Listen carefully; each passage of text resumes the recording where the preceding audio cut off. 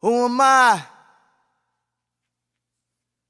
Who am I? That's a rhetorical question, by the way. Who am I? You see how I took that moment of silence? I'm gonna take my time on this one. I'm gonna speak my mind on this one. I don't think I'm gonna be too kind on this one. I'm gonna remind on this one. You dig me? I'm that same kid right up the block. That same kid right up the block. You know, I don't like talking about that too much. I don't embrace that part of my life, but it's a part of me, it's who I am, so I guess I gotta talk about it. Yeah, I've been moved around a little bit, you know. My pops is from Oakland. My mom is from Oakland. My family is from Oakland. Me, not from Oakland. Fairfield, California. Raised. Mom's moved us out of Oakland, California, because she wanted me to have a better life. She didn't want me to end up like a lot of my family ended up. So we moved to Fairfield, 99. To realize that she didn't realize it was the same thing that she tried to run away from Oakland. It's the same thing right in Fairfield.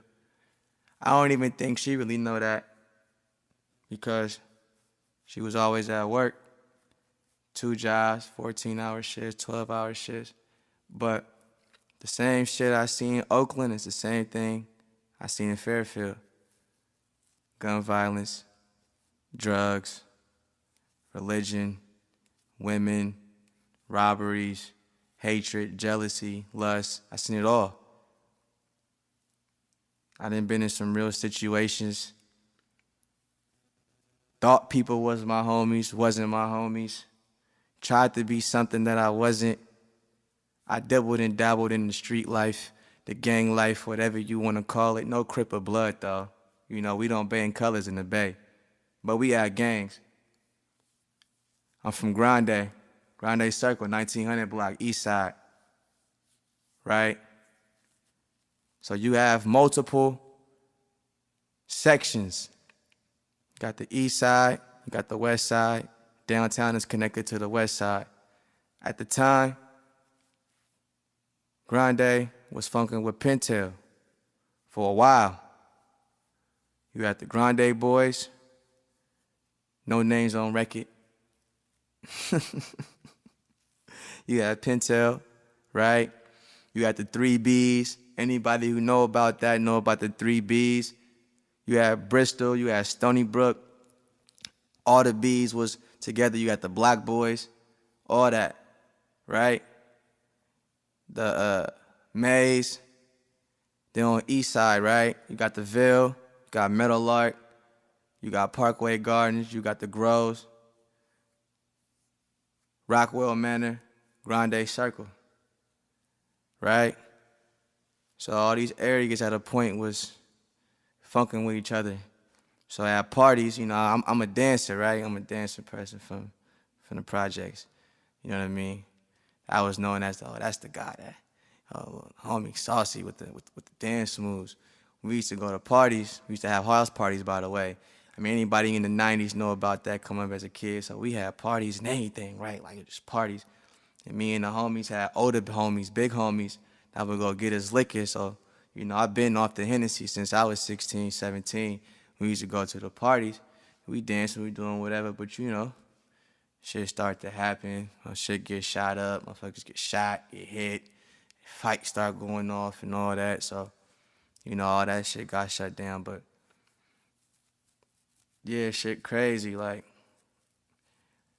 I tell people, like, everybody be faking all this ganging and banging and all they hardness. Look, I've been robbed in my own hood, you dig me? Yeah. I don't think nobody realer than that. I got robbed in my own hood. I mean, as I got older, I thought about it. I guess I deserved it. What I'm doing out at 1, 2 o'clock in the morning anyway, hanging out on the block, chilling with my places at the time. I went to Fairfield High. She know who she is. And we chilling or whatever. I just bought a new iPod. I just had a new phone, everything. This high school, by the way. This my junior year. Yeah, that's the year I started acting crazy. And some told me to give her my iPhone, give her my stuff, whatever. I didn't listen. So 2 cats, you dig me, walked by. And I should have knew then. And then next thing you know, they came back. Feel me? It was a gun in my head. I can't see their face. They got the hoodies on, you know what I'm saying? They like, man, I'm gonna blow your fucking face off if you don't strip out your pockets, give me everything you got. So I mean, I gave them, they grabbed my phone, they grabbed my wallet, a little whatever funky ass little few dollars I had in my pocket, my iPod. But the thing about the story about that situation is, you would think a person would be afraid to be at gunpoint, but I wasn't even afraid. That's not what scared me. I was mad at the fact that I lost my iPod. I just got robbed for my iPod. I just spent money on that, you feel me? You know what I'm saying? I just came up on the 50 gig. You know what I'm saying? The big black fat ones. Do y'all remember those? You know what I'm saying? Or it might have been 30 gig. I don't know. But it was one of them ones. So my mom, right? I was in my head, I'm like, I ain't finna tell my mom.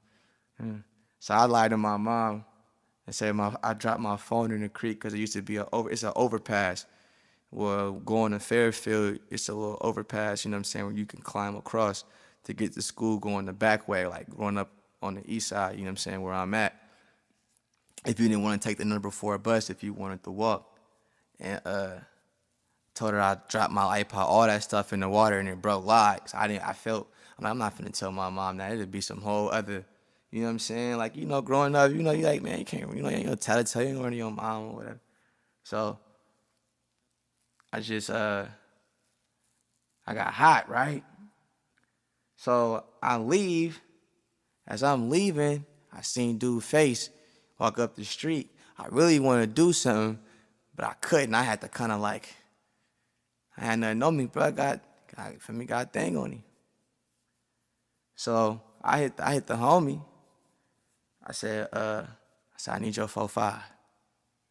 He was like, for what for? I said, man, I just got robbed, man. They just took my stuff. Right? He was like, oh man, it's what it is. I got you. It's good. Then my places at the time, you know what I'm saying? She was a dyke, whatever you want to say. And she was like, yeah, I hit your phone. I told them niggas, you feel me? We gonna find the niggas, clap them niggas whoever took my little brother's phone. I just keep it at that. Right? But then I decided that I wasn't even gonna do nothing. I ended up not even taking the gun. And I think in that moment, in that situation, I realized, and that's only one of the situations, but that situation made me realize, like, it ain't even worth it. Like, I could have got back at dude. Fairfield ain't that big, but in that moment, I realized that it's not worth it. You know what I mean?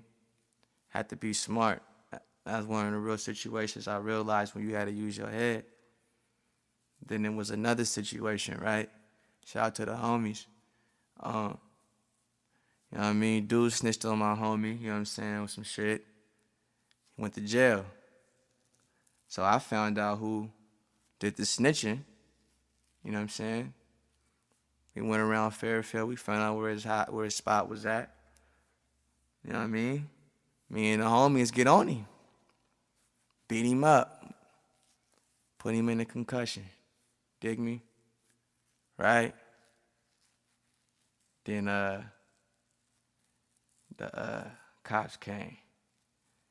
All our hearts started beating, right? And they pulled us over and they was asking about the situation because we had this fault or whatever. And we was like, nah, you know what I mean? Like, we good, we know we ain't on there or whatever. And dude was like, you know, what y'all do? I said, I rap. He was like, oh, you rap? I was like, yeah. He was like, spit something right now. So I had spit this 16 when I said, life is hard when you ain't got no money. That's why I hustle to a point where it ain't even funny. I speak soul to the microphone, I ain't never rusty. This is God's gift, so no, I'm not lucky. People go through a lot, get stabbed and get shot. But when you look closely at the little red dots, you see pain and blood of all races, faces, society changing. And people talked about me, but yeah, that's irrelevant. And George Bush ain't the only one prejudiced. I live for my life, I strive for the best. I give it 100%, nah, nothing less. The M for the Malcolm, it stands for the X, and yes, you can love it or hate it, but at the end of the day, I'm so sophisticated. Ali in my blood, I'm one of the world's greatest. I said that shit when I was in high school to dude.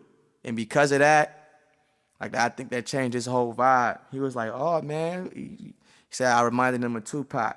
Real shit, real story. I'm not lying. He let us go.